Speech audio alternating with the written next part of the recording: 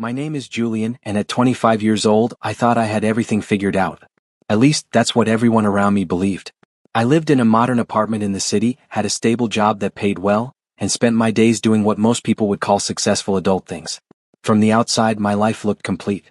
But appearances can be deceiving. The truth was that I felt exhausted. Not physically, emotionally. Every morning, I woke up to the sound of traffic outside my apartment window. The same crowded streets. The same office building. The same conversations. The same routine repeating over and over again. Somewhere along the way, life had stopped feeling exciting. I couldn't remember the last time I felt truly free. The city never slowed down. It constantly demanded more from me, more energy, more attention, more patience. Eventually, I reached a point where I couldn't ignore the feeling anymore. I needed a break. Not a vacation with crowded tourist attractions. Not a weekend spent scrolling through my phone. I needed real peace. Real silence. So one Friday morning before the sun had fully risen, I packed a backpack with supplies, loaded my car, and left the city behind. As the buildings disappeared in my rearview mirror, a strange sense of relief settled over me. For the first time in months, I felt like I could breathe. The roads became quieter the farther I traveled. Skyscrapers turned into open highways. The endless noise faded into silence. Hours later, I arrived near a desert region known for its beautiful hiking trails and breathtaking views. The landscape was stunning. Golden sand stretched across the horizon while distant mountains stood proudly beneath a bright blue sky. The air felt different there. Cleaner. Lighter. For a moment, I simply stood beside my car and admired the view. This was exactly what I needed. Or so I thought. I grabbed my backpack and pulled out the map I had downloaded earlier. After studying it for a few minutes, I selected a trail and started driving toward what I believed was the correct route. The first hour passed peacefully. The road twisted through rocky terrain and open desert plains. I rolled down the window and allowed the warm breeze to fill the car. Everything felt perfect.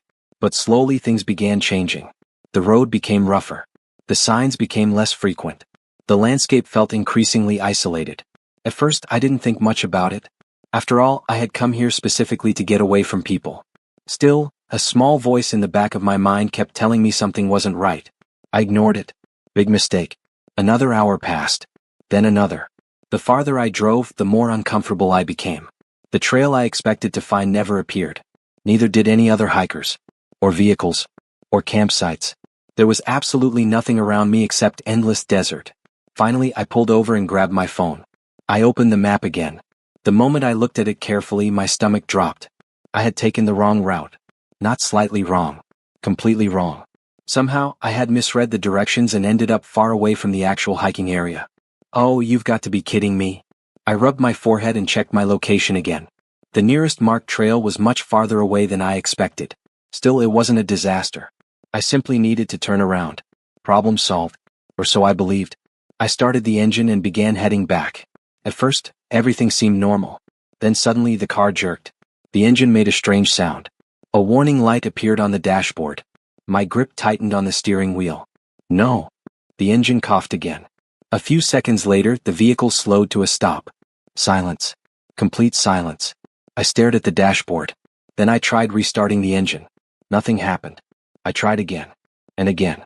The same result every time. The car was dead. For several seconds, I simply sat there. My mind struggled to process what had happened. This couldn't be real. Not here. Not now. Slowly, I climbed out of the vehicle and looked around. The desert stretched endlessly in every direction. Sand. Rock formations. Distant mountains. Nothing else. I grabbed my phone. No signal. Not a single bar. My heart immediately started beating faster.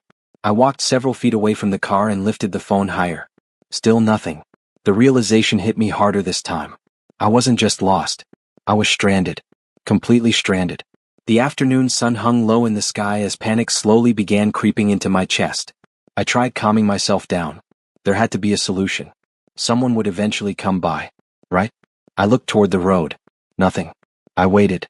Nothing. Minutes passed. Then more minutes. The silence became overwhelming. The kind of silence that makes you aware of every sound. Every heartbeat. Every breath. As evening approached, the sky transformed into beautiful shades of gold and orange. Under normal circumstances, I would have admired it. Instead, all I could think about was the fact that darkness was coming. And I was alone. For the first time that day, genuine fear settled deep inside me. Nobody knew where I was. Nobody could call me. Nobody was coming. I stood beside my broken car as the sun slowly sank below the horizon. The shadows grew longer. The desert became darker. And then, I saw movement, far away in the distance. At first, I thought my eyes were playing tricks on me, but the shape grew larger, closer. A figure. Someone was heading toward me across the desert.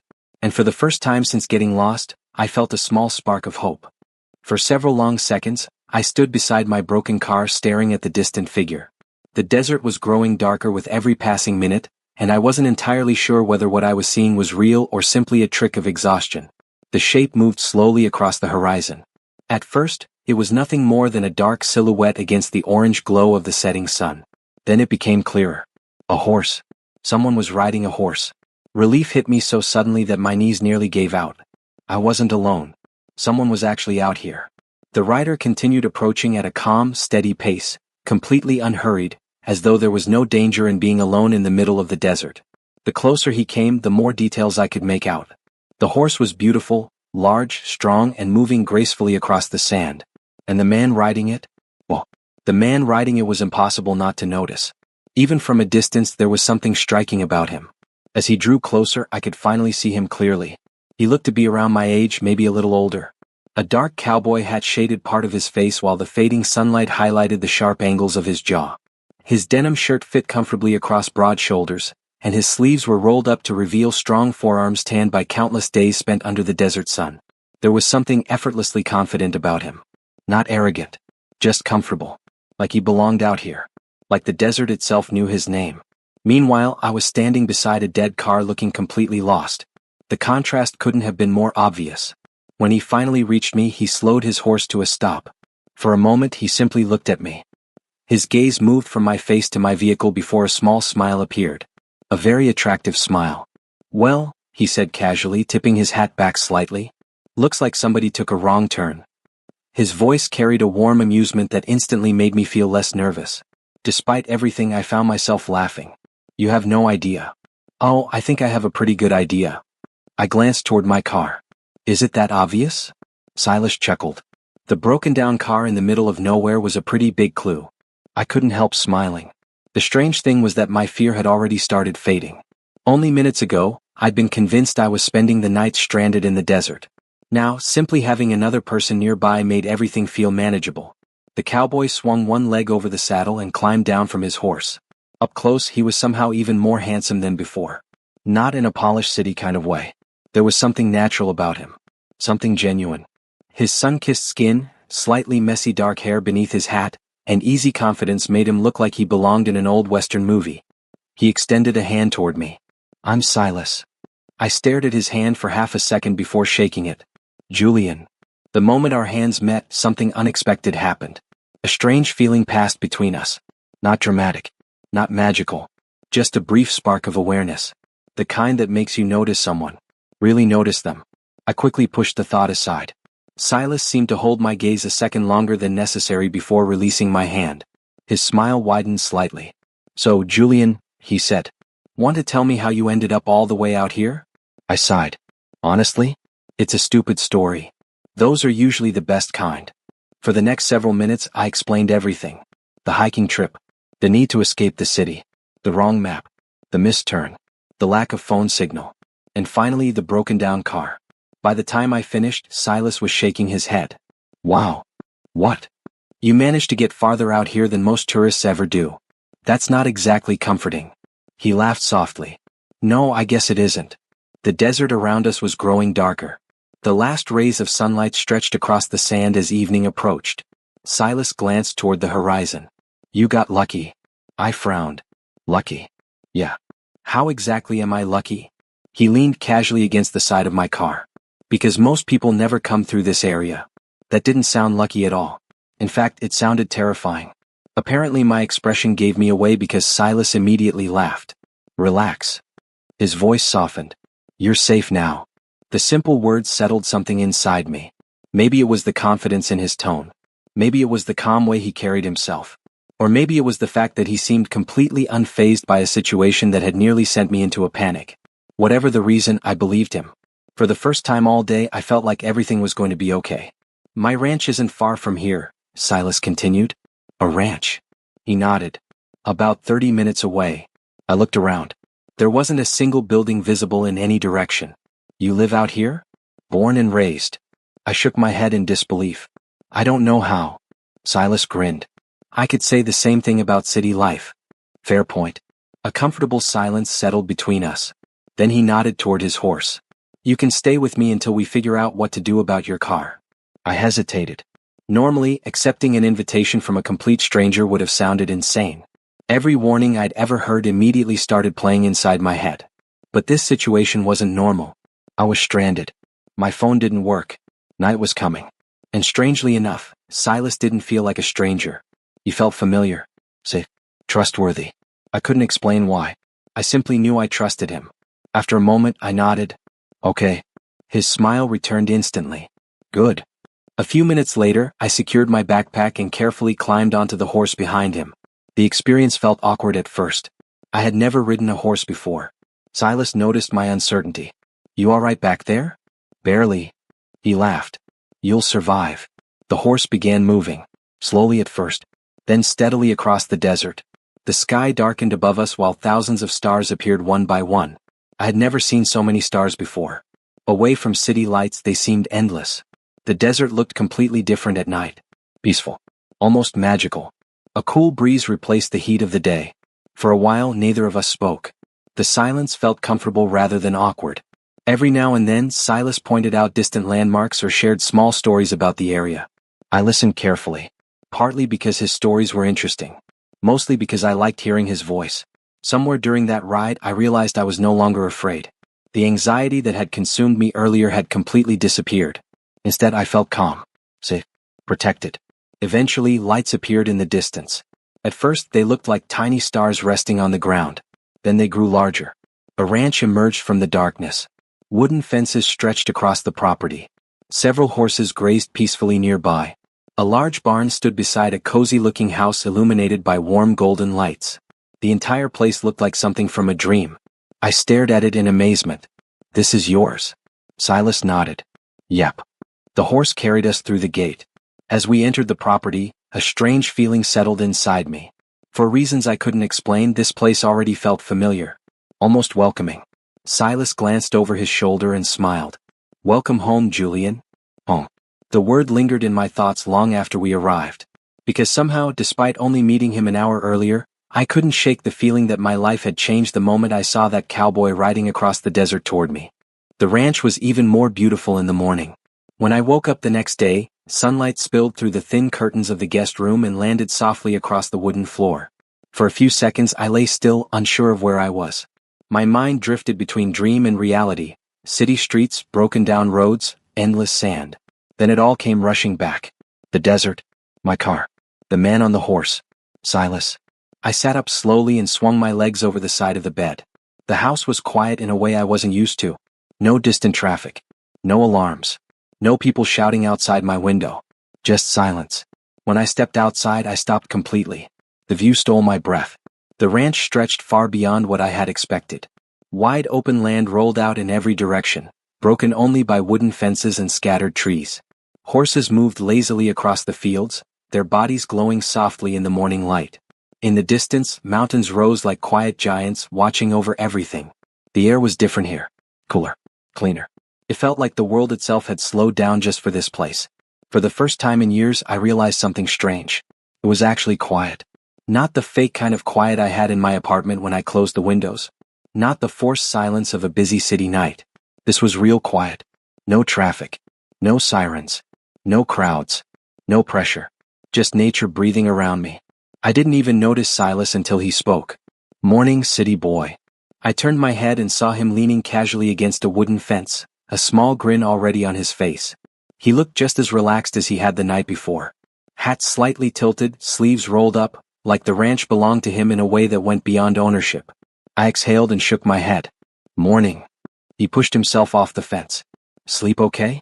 Better than I expected, I admitted. Good. You looked like you needed it. There was no judgment in his voice. Just honesty. That alone made me feel more comfortable than I expected. We ate breakfast outside near the barn. Simple food. Nothing fancy. But it tasted better than anything I'd had in a long time. Afterward, Silas insisted on showing me around. "This place has rules," he said, walking beside me. "Rules?" He nodded. "Every horse has a name. Every trail has a purpose. And if you get lost, you follow the wind or you're done for." I laughed lightly. "That sounds dramatic." He smirked. "It's the desert. Everything's dramatic if you're not careful." He introduced me to the horses one by one. Each had a personality. Some were calm. Some were stubborn. Some clearly didn't trust me at all, which Silas found hilarious. "This one," he said, patting a brown horse, "doesn't like beginners." "Does it like anyone?" "Me." "Of course it does," I muttered. Silas laughed, and the sound lingered longer than it should have. We walked the fences, repaired broken wood, and checked water troughs. He explained things as if it was the most natural thing in the world, and somehow I found myself listening closely, actually interested. I wasn't thinking about the city. Not once. That surprised me more than anything else. Days began to blur together after that. Since my car needed repairs and the nearest town was far away, I stayed longer than I originally planned. At first it was just practical. Then it became something else. Something I didn't want to question too deeply. Every morning started the same way. Silas calling me city boy. Me pretending I hated it. Breakfast outside under the sun. Work around the ranch. And somehow laughter. So much laughter. At first I was clumsy with everything. Horses, ropes, even basic tasks. Silas never mocked me in a cruel way. He always laughed with me, not at me. And I started noticing things. The way he looked when he was focused. The way he smiled without realizing it. The way he sometimes watched me a second too long before looking away. I told myself it didn't mean anything. It was just friendship. Just two people stuck in the same place for different reasons. But the truth was harder to ignore. The more time I spent with him, the more everything else started fading into the background. The city didn't feel important anymore. My old life didn't feel urgent. Even the idea of leaving started to feel strange. One afternoon, while fixing a fence together, Silas handed me a tool and brushed his shoulder lightly against mine. It was nothing. Just an accident. But my heart still reacted like it meant something more. I froze for half a second longer than I should have. Silas noticed. "You okay?" "Yeah," I said quickly. "Just tired." He studied me for a moment, then nodded. "All right." We kept working. But something had shifted. Not in the ranch. In me. That night, as I lay in bed, I stared at the ceiling for a long time. I kept thinking about how easily everything had changed. How quickly silence had replaced noise. How quickly a stranger had become someone I trusted. And how quickly that trust was turning into something deeper. Something neither of us had said out loud yet. Something I wasn't ready to name. But something I could already feel growing between us anyway. The following weeks became some of the happiest of my life. At first, I didn't even notice it happening. Time on the ranch had a strange way of blending together. Days didn't feel rushed like they did in the city. There was no constant pressure to be somewhere else, do something else, become something else. There was just life. Simple. Quiet. Present. And Silas. Silas taught me how to ride properly. My first attempts were, in his words, a disaster waiting to happen. The horse barely moved before I lost my balance and grabbed the saddle like my life depended on it. I remember the heat rising in my face as I tried to recover my dignity. Silas was laughing before I even hit the ground. "You call that riding?" he said, holding his stomach as he tried to breathe. I glared at him while brushing dust off my shirt. "You try working a computer for 10 hours straight and then tell me how graceful you are on a horse." That only made him laugh harder. "Touché," he managed between breaths. Despite the embarrassment, I kept trying. And somehow, every fall, every mistake, every awkward moment didn't feel bad. Not when he was the one laughing beside me. Those moments became my favorites without me even realizing it. The teasing. The easy smiles. The way Silas seemed to light up whenever something genuinely amused him. It wasn't just his laughter. It was everything about him. The way he looked when he was focused on fixing a fence. The way he spoke softly to the horses like they understood every word. The way he always noticed when I was quiet for too long. I started noticing things I shouldn't have noticed. At night, we would sit outside under a sky full of stars. The first time I saw it, I actually stopped speaking mid-sentence. I had never seen anything like it. In the city, the stars were always faint, drowned out by lights, noise, and distance. Here they felt close enough to touch. Endless. Alive. Like the sky itself was breathing. One night, a small campfire crackled between us as the wind moved gently through the desert. Silas poked at the fire with a stick before suddenly speaking. "Why'd you really come out here, Julian?" The question wasn't loud, but it landed heavily. I didn't answer right away. Instead, I stared into the flames, watching them shift and break apart into glowing fragments. For a moment I thought about lying. About giving him a simple answer. But something about the quiet made honesty feel easier. Because I was tired, I finally said. Silas glanced at me. Tired? Of pretending everything was okay. The fire crackled between us. For a while neither of us spoke. Just the wind. Just the night. Just the space between two people slowly learning each other's truths. Then Silas nodded. I know that feeling, he said quietly. Something in his voice softened. Not pity. Understanding. That was the first time I realized he wasn't just someone who lived in this place. He was someone who had his own silence too. After that night something shifted. Not suddenly. Not dramatically. But slowly, like the desert changing color as the sun moves across it. The walls between us began to disappear. We talked more. About everything. And nothing. About childhood memories that felt too distant to fully hold. About relationships that didn't last the way we hoped they would. About dreams we had once believed in but never followed. And about regrets. So many regrets. Some nights we talked until the fire burned down to nothing but glowing embers. Other nights we didn't need words at all. Just sitting beside each other was enough. The silence between us stopped feeling empty. It started feeling comfortable. Safe. Like it belonged to us. And somewhere in all of that quiet understanding, I realized something I wasn't ready to admit out loud. It didn't come like a sudden revelation. It crept in slowly, quietly until I couldn't ignore it anymore. I was falling for him. Completely. Hopelessly.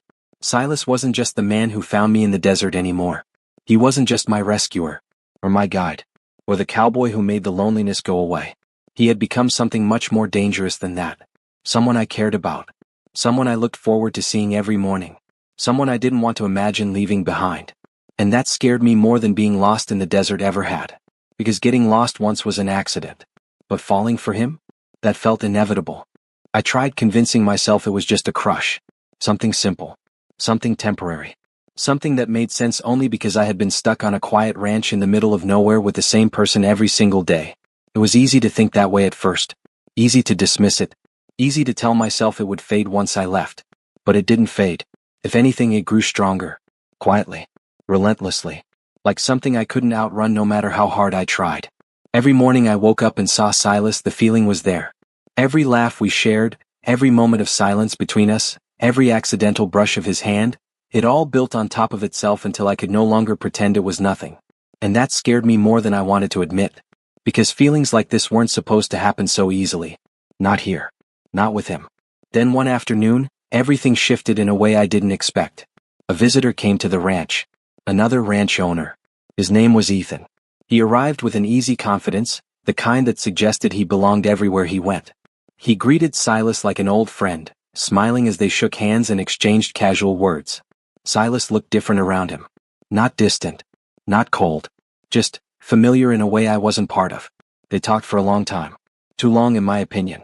Ethan stayed for lunch, sitting across from us as conversation flowed easily between him and Silas. They laughed about things I didn't fully understand. Shared stories I wasn't part of. Moments from a life I didn't belong to. At first I told myself I didn't care.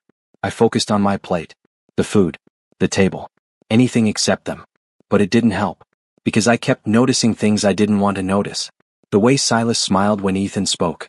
The way Ethan leaned in slightly when he laughed. The way their conversation felt effortless. Natural. Familiar. Something uncomfortable tightened in my chest. I told myself it was ridiculous. I had no right to feel anything about it. But emotions don't listen to logic. And by the time Ethan left, I already knew the truth. It wasn't just attraction anymore. It wasn't just admiration. It was something deeper. Something heavier. Something I had been avoiding admitting to myself for far too long. I was in love with Silas. The realization didn't feel exciting. It felt overwhelming. Like standing too close to something that could either change your life or destroy it completely. After that day I couldn't stop thinking about it. About him. About what I had just admitted to myself.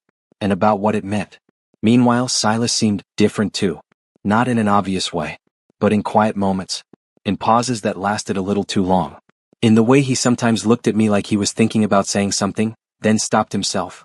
One evening, we sat together on the porch watching the sun slowly disappear behind the horizon. The sky was painted in deep shades of orange and pink, fading gently into purple. The wind was calm. The world felt still. Silas leaned back in his chair, staring out at the open land. Then, without looking at me, he spoke. "You changed things around here." I blinked. "What do you mean?" He was quiet for a moment before answering. "It used to feel empty." His voice softened slightly. "Then you showed up." My chest tightened without warning. I turned toward him, but he still wasn't looking at me. "I didn't realize how lonely I'd been until you arrived," he admitted. The words hit me harder than I expected. Because they didn't feel casual. They felt real. Honest. Vulnerable in a way Silas rarely was. Slowly he turned his head toward me. And for the first time that evening our eyes met fully. Neither of us spoke. Neither of us moved. The space between us felt different now. Heavier. Charged. Like something unspoken had finally been acknowledged without a single word being said. The world around us faded. The ranch. The sunset. The wind. Everything disappeared until there was only him. And me. And all the feelings we had both been trying, failing, to ignore. A few days later we were working together inside the barn. The afternoon sunlight slipped through the gaps in the wooden walls, creating thin golden lines across the floor. Dust particles floated lazily in the air, moving whenever a soft breeze slipped inside. Everything felt normal. And yet nothing felt normal at all. We barely spoke while working. Not because we had nothing to say, but because words suddenly felt unnecessary and dangerous. Every glance between us lasted a little too long. Every time our hands brushed while passing tools, neither of us pulled away quickly enough. Every small smile carried something heavier beneath it. Something unspoken. Something growing. The tension between us had become impossible to ignore. It wasn't loud. It wasn't obvious. But it was everywhere. In the pauses. In the silence. In the way Silas kept looking at me when he thought I wasn't noticing. Eventually, without planning it, we ended up near one of the horse stalls. The barn was quieter here. More isolated. Just the sound of distant movement from the horses and the soft creak of wood under our feet. We stood close. Closer than before. I could feel his presence beside me more strongly than anything else in the room. Silas stopped what he was doing. I did too. Slowly he turned toward me. I followed. And suddenly we were facing each other completely. Neither of us spoke. Neither of us moved. It felt like the entire world had narrowed down to a single moment. This space between us that neither of us knew how to cross. Then Silas said my name. Quietly. Softly. "Julian." The way he said it wasn't just a word. It was something deeper. Something that made my chest tighten instantly. My breath caught slightly, and I realized I had been waiting for this moment without even knowing it. I took a small step forward. Silas didn't move away. His eyes stayed locked on mine, steady and unshaking, as if he was making a decision he had already accepted long before this moment arrived. For a second, everything felt suspended.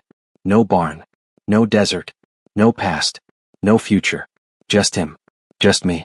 Just the silence between two people standing too close to pretend anymore. Then Silas slowly reached for my hand. His fingers wrapped around mine gently at first, as if he was testing whether I would pull away. I didn't. Instead, I held on tighter. His hand was warm. Real. Grounding. That simple touch felt more intimate than anything I had ever experienced before. Silas exhaled softly. "I've been trying not to feel this," he admitted. His voice was low. Honest. Unsteady in a way I had never heard from him before. I felt something break inside my chest. Not pain but release. Like something I had been holding in without realizing it. I gave a small nervous smile. Me too. That was all it took. No more hesitation. No more distance. The space between us disappeared. Silas leaned forward first. I met him halfway without thinking. The kiss was gentle. Careful. Like neither of us wanted to ruin the moment by moving too fast. It wasn't rushed. It wasn't demanding. It was soft. Real. Full of everything we had been avoiding for weeks, maybe longer. Everything neither of us had been brave enough to say out loud finally existed in that single moment. When we slowly pulled apart, neither of us moved away. Neither of us spoke. We just looked at each other, breathing slightly unevenly, like we were both trying to understand what had just happened and realizing at the same time that there was nothing to understand anymore. A small smile formed on Silas's face. Then mine followed. No explanations were needed. No long speeches. Because in that moment it was already clear. Somewhere between a broken-down car in the desert and a quiet ranch under endless skies, we had fallen in love. The weeks that followed felt like a dream. Not the kind of dream that feels unreal or distant, but the kind you're afraid to wake up from. Nothing dramatic changed between us. There were no sudden declarations, no big gestures, no dramatic turning points. And yet, everything felt completely different. We spent our days together the same way we always had. Horse rides under the wide desert sky. Afternoons working around the ranch. Sunsets that seemed to stretch forever across the horizon. And nights beneath the stars, sitting close enough that silence no longer felt empty. Only now there was something new between us. Honesty. No more guessing. No more pretending we didn't feel what we clearly felt. No more careful distance disguised as friendship. It was simple now. Open. Real. For the first time in my life, I didn't feel like I was performing a version of myself for the world. I didn't feel like I had to be more or less than who I was. With Silas I just was, and somehow that was enough. I felt completely accepted. Completely understood. Like I had been living my entire life holding my breath and finally I was allowed to exhale. But even perfect moments don't stop time. Eventually reality returned. I still had a life outside the ranch.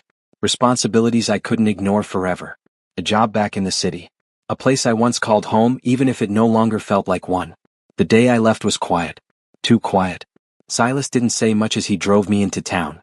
Neither of us knew how to turn the moment into words, so we didn't try. The desert stretched out around us, familiar now in a way it hadn't been before.